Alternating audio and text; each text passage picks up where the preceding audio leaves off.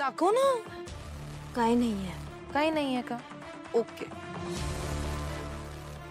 ए आरू, ऐक वे, ते मंदिरात पूजा सुरू असताना तू दिवसभर गायब होतीस ग.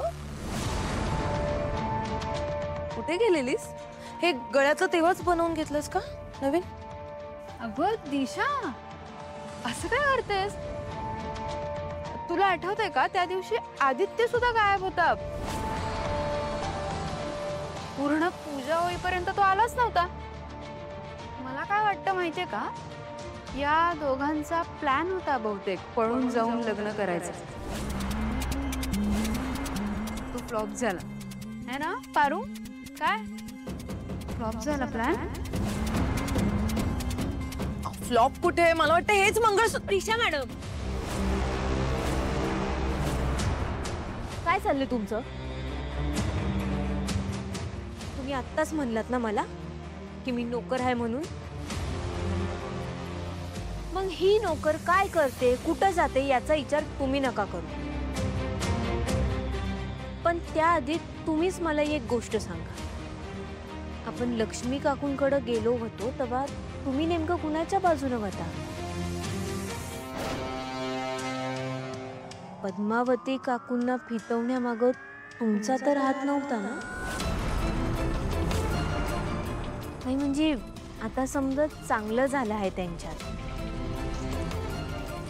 उद्या जर का पद्मावती काकू इकडं आल्या आणि त्यांनी सांगितलं की ह्या समन्यामागं तुमचा हात होता, ह्या डावात तुम्ही सामील होता, आणि हे जर का देवी आईंना कळलं तर त्या तुमचं काय करतील याचा विचार केलाय तुम्ही? नाही, मला तर असं वाटते तुम्ही ना जरा घाबरूनच राहायला पाहिजे.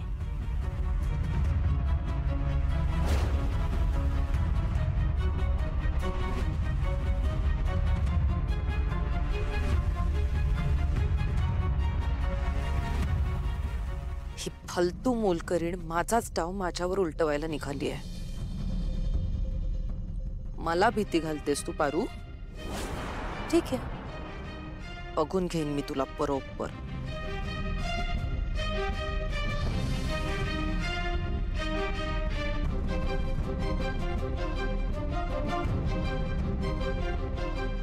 हे दोघी जरा एकापेक्षा एकच आहेत नाही? दोघींचं काय सुरू असतं कुणालाच काही कळत नाही. असो, पण मी जरा दोघींपासून लांबत राहायला पाहिजे. मोहन बाबा सांग आता, सगळ्यांना कशाला बोलवलंयस इथे? दादा, एक टेन्शनची बातमी आहे. काय रे, कसलं टेन्शन? वहिनी, एक मिनिट हा. प्रीतम, आदित्य कुठे आहे? मी मगाशीच सांगितलंय सावित्रीला त्याला त्याच्या खोलीतून बोलवून आण म्हणून. येईल ना तो, येईल.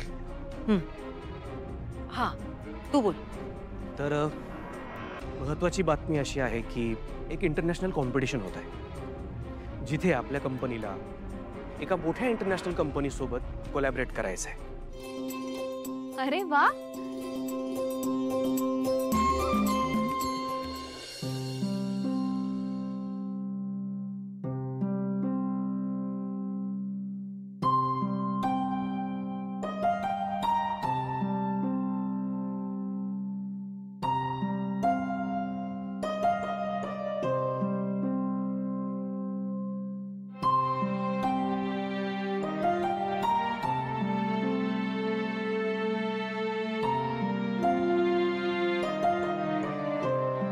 तू जे बांधलं होतं ना ते ओझ होतं, ओझ.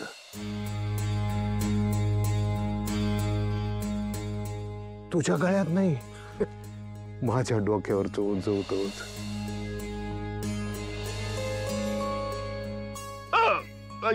हळू.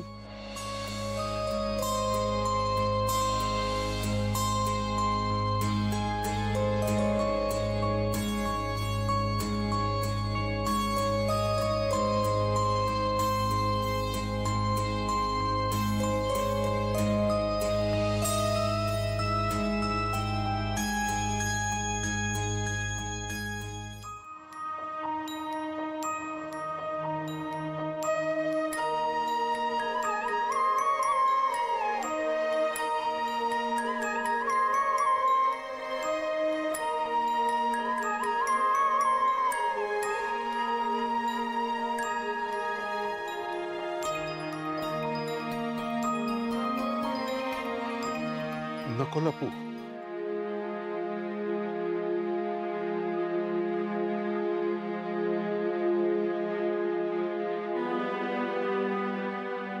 ती थोडा वेळ बाहेर राहू दे.